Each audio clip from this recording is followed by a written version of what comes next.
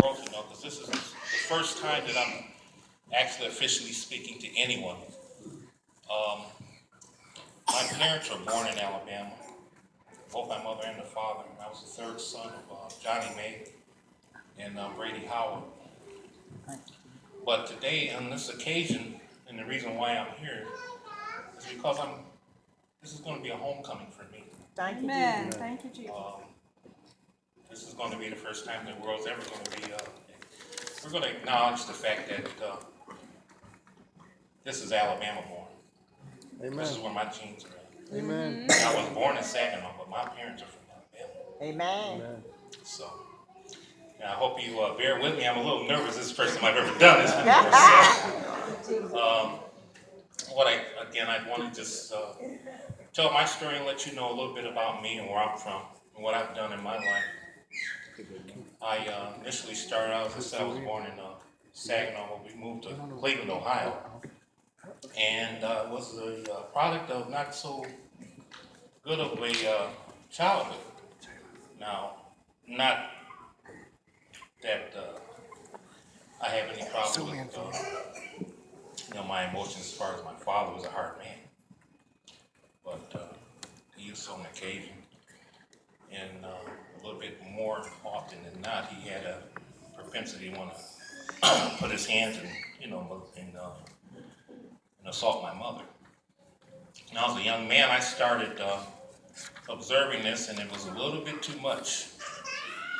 And God put it in my spirit to do something about it. Now, when I was able to do something about it, I was like around 5 or 6 years old. And what he put into my spirit when my father was hitting my mom for the home not being clean, I started cleaning the house. And I did that so I could take it away. He wouldn't have an excuse.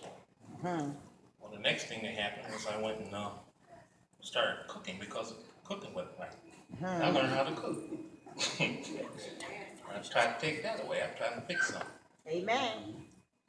Well, by the time I got to be 13 years old, I'm already cooking and cleaning. That was my responsibility.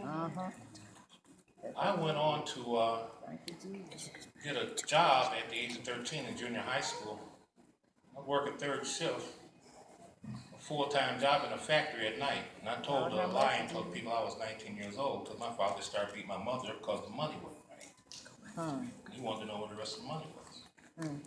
But see, these things that God put in my spirit were preparing me for something else. And I didn't realize it at that time. But I've gotten old and I've learned to listen a little bit better. But all my life, it seems as though when I wasn't capable of doing things, he was always there to do it for me and make sure it got done. And because he put that in my spirit, I've had a tremendous amount of successes, phenomenal successes, things and people that came into my life that I would never, ever have dreamed. Amen.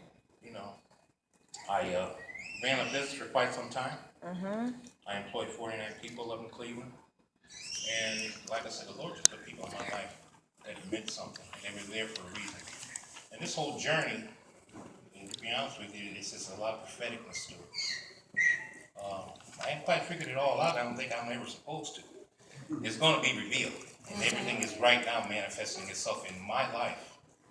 And it has been for quite some time. And like I said, I'm just now learning to listen. And I am. I'm trying to listen a little bit better. But what I wanted to do in my message today, and I don't want to keep you guys too long, but Lebron has a foundation for the children. And what I've done in the last 10 or 15 years is try to mentor younger people in my community that show some promise, that have the potential and the enthusiasm to go out and try to start small businesses, because it was hard for me when I started. And I didn't have anybody to talk to. So what I've tried to do is try to mentor these guys, give them what information I have, and, from my experiences. I try to help them financially if I can. I go work for them for nothing if I have to. But I want them to see them make it.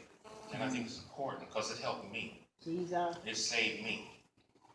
So going back to the promise, rather than just promising and making the children promise to do better in school, I want the communities, I want us, young and old, as adults, to promise to try to help and encourage those people that you see that are around you that are trying to do something. That's right. That's right. We need to do these things. As a community, we have to do these things. Yes, sir. That's right.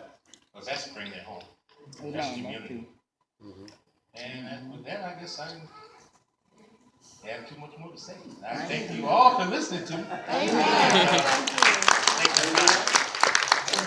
God bless you all. Amen. Is it a shadow?